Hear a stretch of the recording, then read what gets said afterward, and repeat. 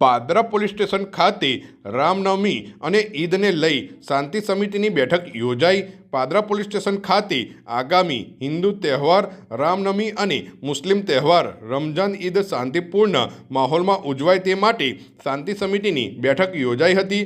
આ બેઠક પાદરા પોલીસ મથકના પોલીસ ઇન્સ્પેક્ટર વી.એચ. ચારણ સાહેબની અધ્યક્ષતામાં યોજાઈ હતી।